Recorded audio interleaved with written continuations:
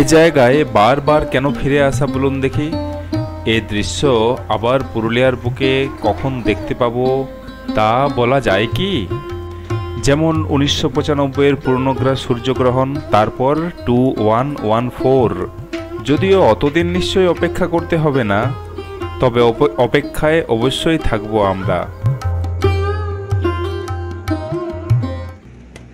এই দেখুন কিভাবে নিয়ে যাওয়া হচ্ছে, ওই যে দড়ির থ্রু দিয়েই কিন্তু ওই দিক থেকে টানা হচ্ছে। এই এক একটি পার্ট তৈরি করার ক্ষেত্রে যেরকম নৈপুণ্যতা দরকার, সেই রকম সেগুলোকে সেট করা ঠিকঠাকভাবে। বিশাল ব্যাপার, বিশাল ব্যাপার। এই মেন ফ্রন্ট গেট কাজ এখনো চলছে। যেহেতু হাতে নিয়েছি ক্যামেরা, তাই এই সমস্ত জায়গায় বারবার ফিরবো আমরা। তো চলুন দেখে নিই প্রস্তুতির আরেক ঝলক। গোটা মাঠ চত্বর যেন সৎসঙ্গেরই একটি ক্ষুদ্র রূপ। সৌচেতনী মহোৎসব 2024-এর পালা এবার পুরুলিয়া জেলায়। এই মেন প্রার্থনা ঘর, যেখানে আচার্যদেব শ্রী শ্রী অনুকূল ঠাকুরের প্রতিকৃতি বসানো হবে। ভিতরের অংশটি কিন্তু দারুণ দৃষ্টিনন্দন দেখার মতো।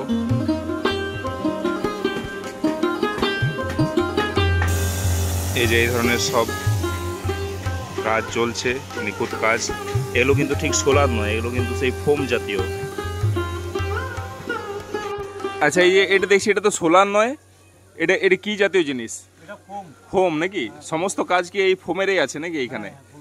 ঠিক ঠিক ঠিক।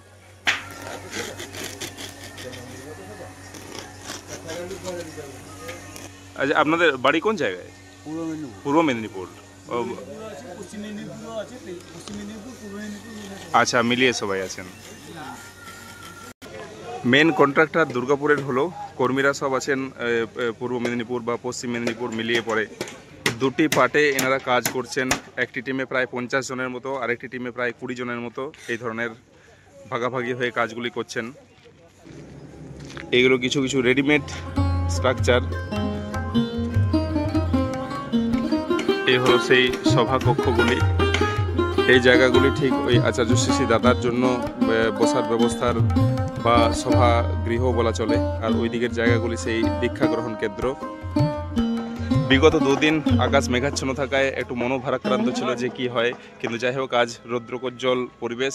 এ দারুণ, ঠাকুরের কৃপায় সবই মঙ্গলময় হবে এই আশা করি। এই যে দেখুন, এই যে এক একটি পাঠ এইগুলি তোলা হচ্ছে কিন্তু এই দড়িতে টান দিয়ে ওইখানের সাথে এই অংশটি ওইখানে যাবে এই দড়ি মারফত। এইভাবেই প্রত্যেকটি জায়গা কিন্তু তোলা হয়েছে নিচ থেকে।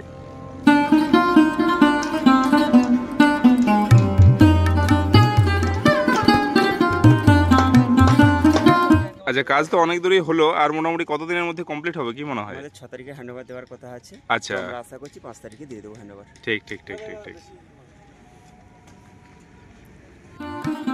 এই আজ 3 তারিখ, কাজ অনেকটাই কমপ্লিট, প্রায় 5 বা 6 তারিখের মধ্যে কমপ্লিট দেওয়ার তো কথা শুনলাম।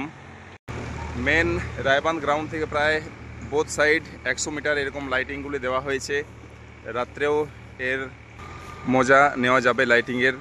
খুব সুন্দর সব লাইটিং, চন্দননগর লাইট। তো মেন প্রোগ্রাম তো 8 তারিখ রবিবার। তো যাই হোক 5 তারিখের মধ্যে বলছেন কমপ্লিট, মানে 6 তারিখে হ্যান্ডওভার হচ্ছে আর কি। তখন তো এই জায়গাটির মানে দেখার মতো একটি দৃশ্য হবে। এক মিনি সৎসঙ্গ দেওঘর বলা চলে। ওই যে দেখছেন ওই মাঠে মেন যে জায়গাটি, সেখান থেকে এই যে এই মাটির রাস্তা বরাবর একদম সামনেই 100 মিটার 200 মিটারের মধ্যে এলেই তারপর এইখানে ওই আনন্দবাজারের ব্যবস্থাটি করা হয়েছে। এই যে গোটাটি ছাউনি দেওয়া হচ্ছে, গোটা চত্বরটি। এই যে এই ধরনের পর্দা দিয়ে ছাউনি করা হচ্ছে। এই যে এইদিকে সব ট্রেগুলি রাখা রয়েছে, খাবারের সব ড্রাম, আর এই যে রন্ধন চুল্লি, কড়াই বসানোই রয়েছে। এই যে পাইপলাইনের কাজটিও মোটামুটি প্রায় কমপ্লিট।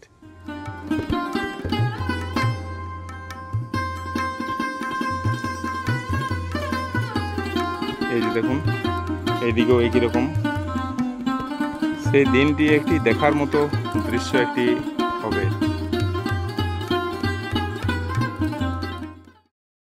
প্রসাদ এখানে রান্না হওয়ার পর এই যে এই জিনিসগুলিতে এইগুলিতে সব স্টক করে রাখা হবে, আর তারপর সেইখান থেকে এই গাড়িতে এই যে গাড়ির মতো যে ট্রেগুলি আছে এগুলিতে কনভার্ট করে এই দিকে নিয়ে যাওয়া হবে, আর ওইখান থেকে প্রসাদ বিতরণের কাজটি হবে।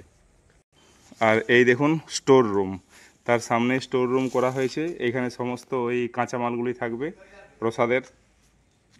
এই ভিতরের অংশ এই যে র্যাক করা করা রয়েছে, এর ভিতরেই সমস্ত ওই কাঁচামালগুলি রাখা হবে।